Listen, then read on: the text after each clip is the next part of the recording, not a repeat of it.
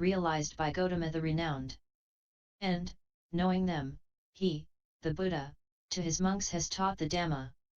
He, the destroyer of suffering, the master, the seer, is at peace. 4. And also at Bandagama the Blessed One often gave counsel to the bhikkhus thus, such and such is virtue, such and such is concentration, and such is wisdom. Great becomes the fruit, great is the gain of concentration when it is fully developed by virtuous conduct, great becomes the fruit, great is the gain of wisdom when it is fully developed by concentration, utterly freed from the taints of lust, becoming, and ignorance is the mind that is fully developed in wisdom.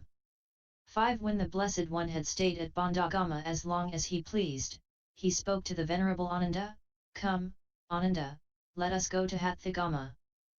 "So be it, Lord." And the Blessed One took up his abode at Hathagama together with a large community of bhikkhus.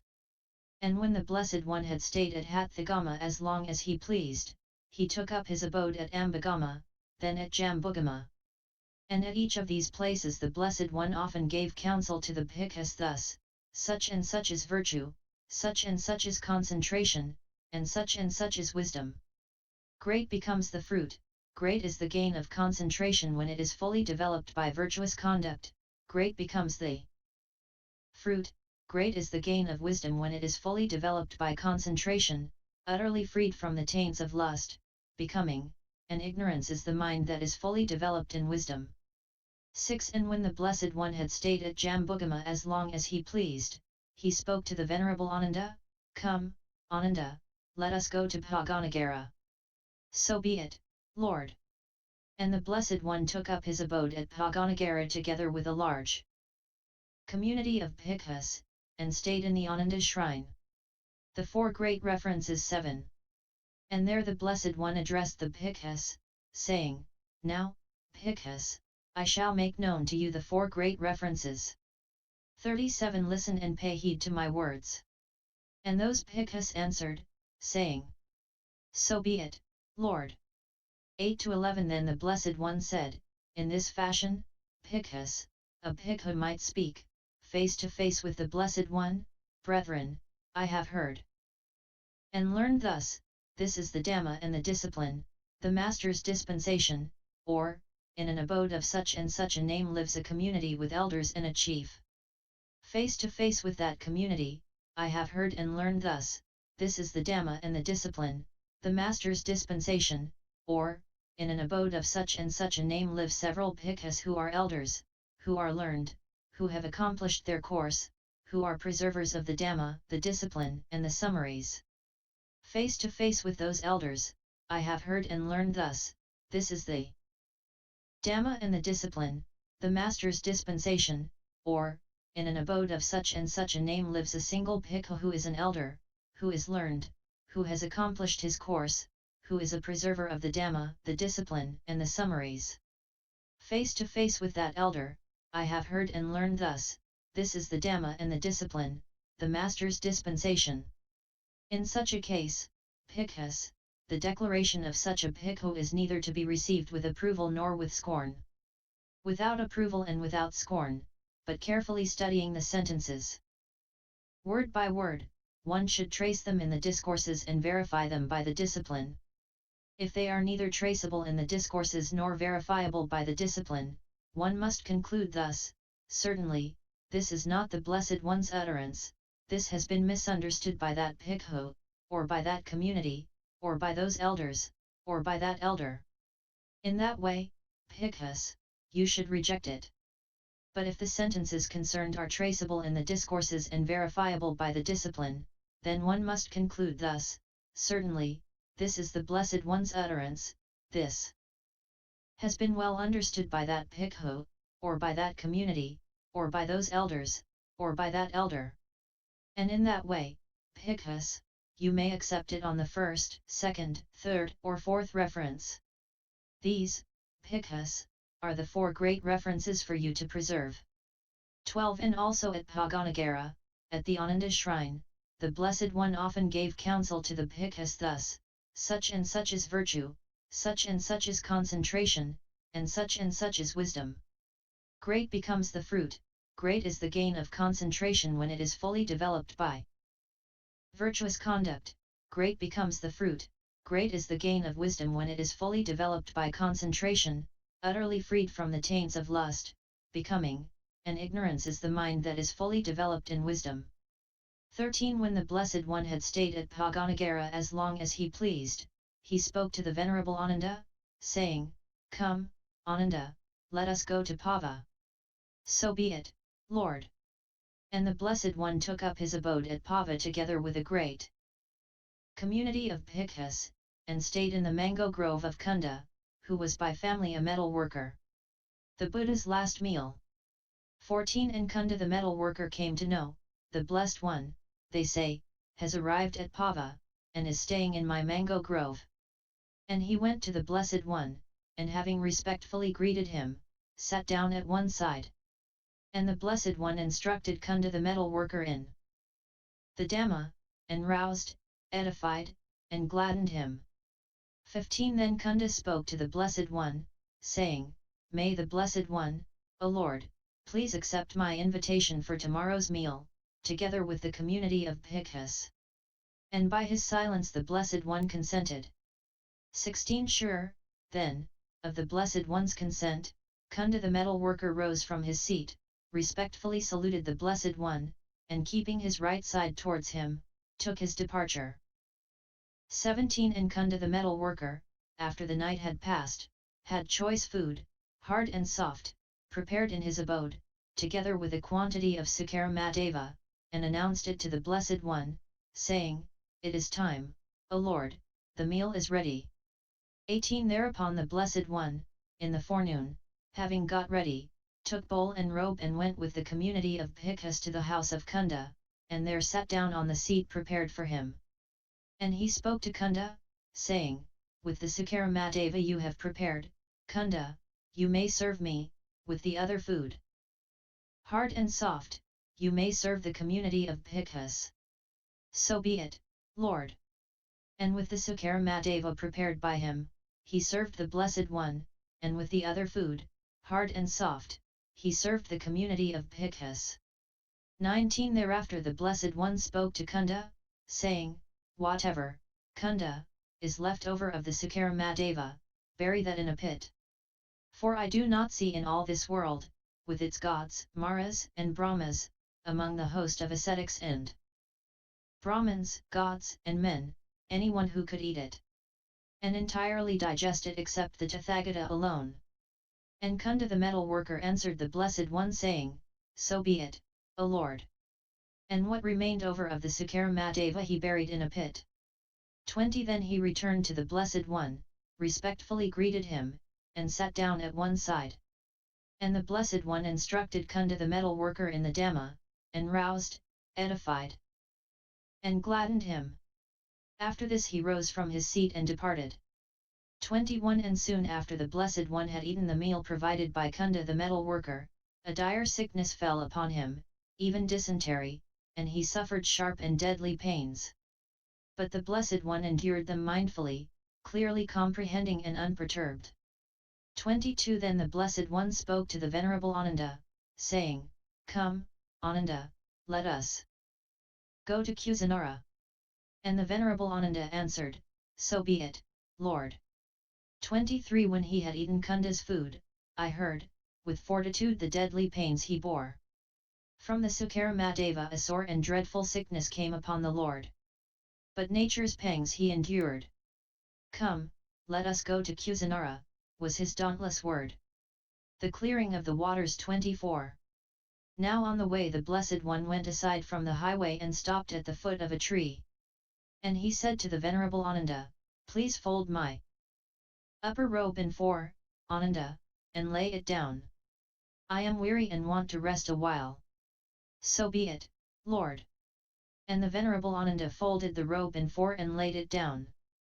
25. And the Blessed One sat down on the seat prepared for him and said to the Venerable Ananda, "Please bring me some water, Ananda.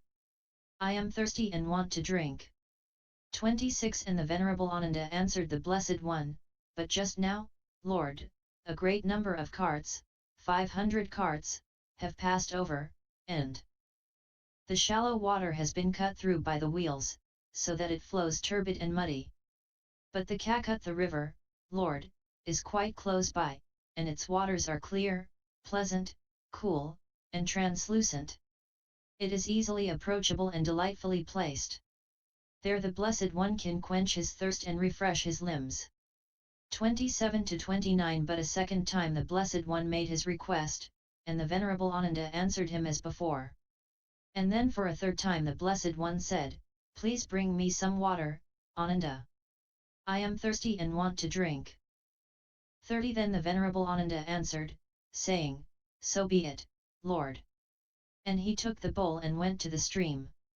And the shallow water, which had been cut through by the wheels so that it flowed turbid and muddy, became clear and settled down, pure and pleasant as the Venerable Ananda drew near. 31 Then the Venerable Ananda thought, Marvelous and most wonderful indeed is the power and glory of the Tathagata. 32 And he took up water in the bowl and carried it to the Blessed One, and said, Marvelous and most wonderful indeed is the power and glory of the Tathagata.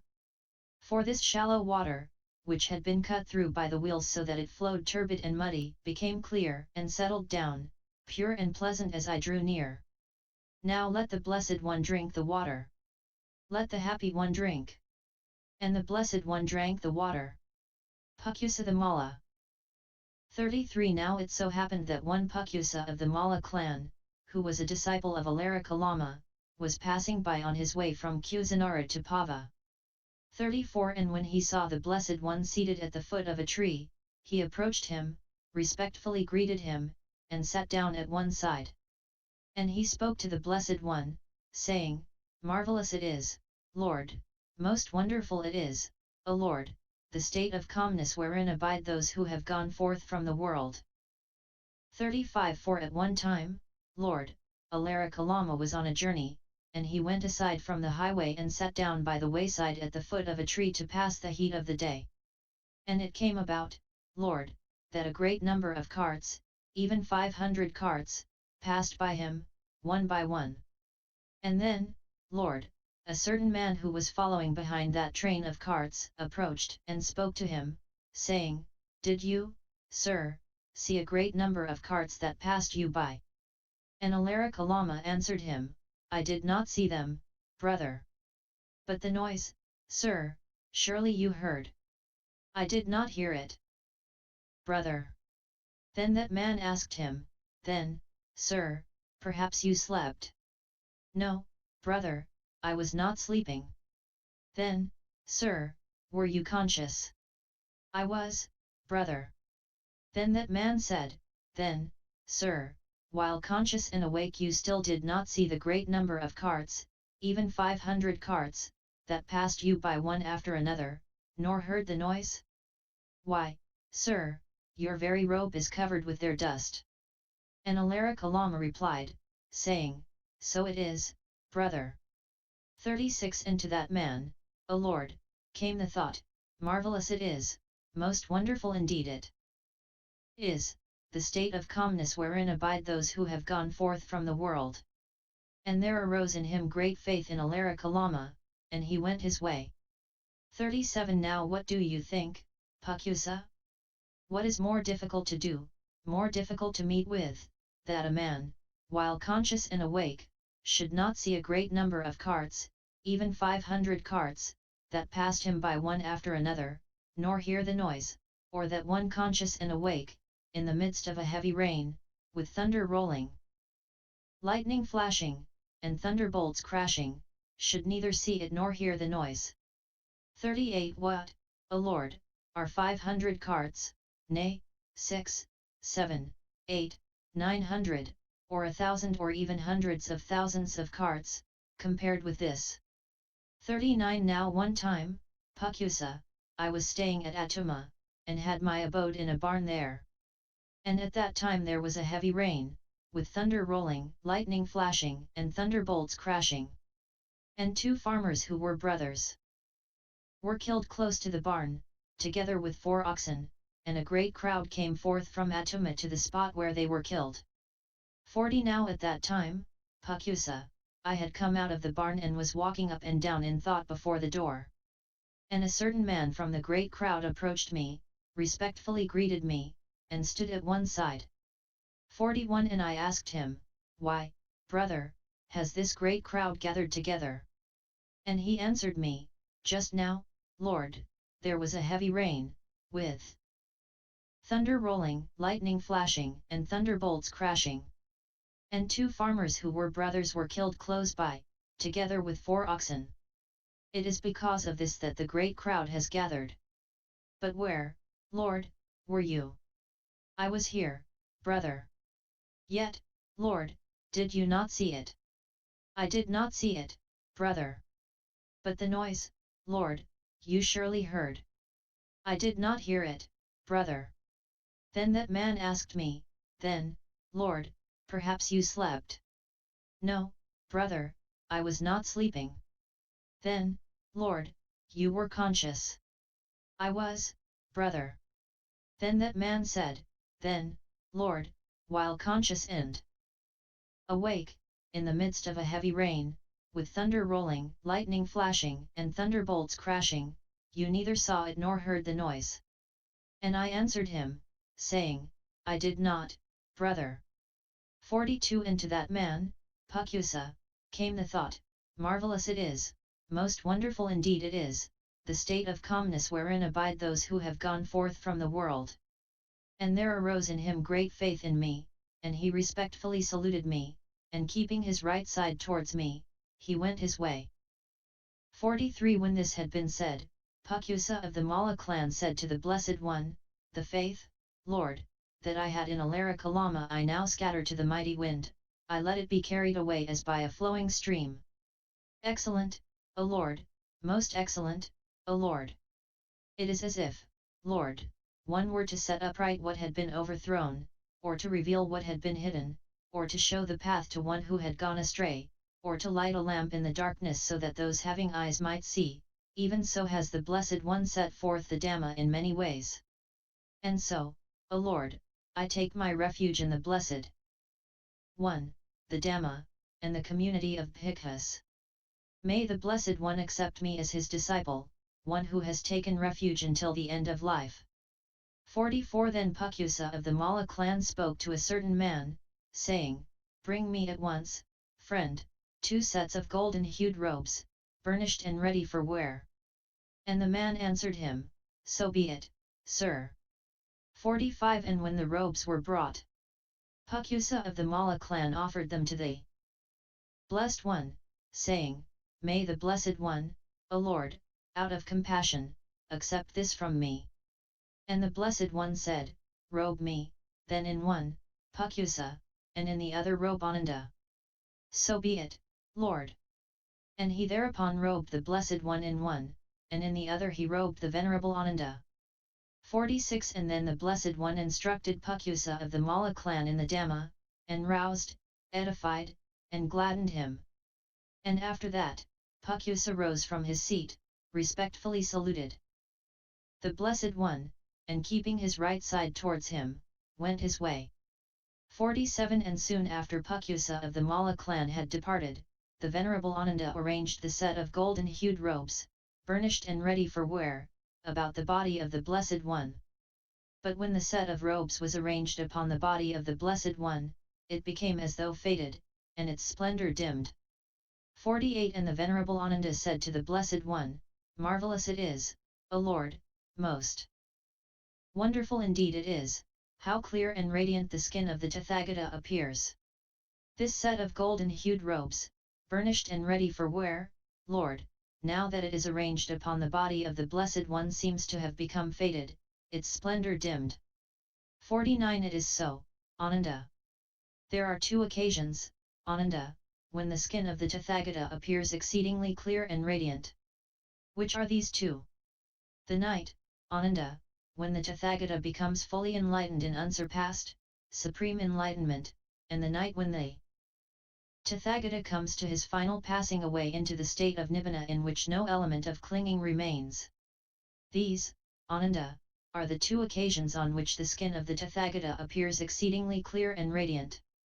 50 And now today, in the last watch of this very night, Ananda, in the Malasala Grove, in the vicinity of Kusinara, between two sala trees, the Tathagata will come to his Parinibbana. So now, Ananda, let us go to the Kakutha river.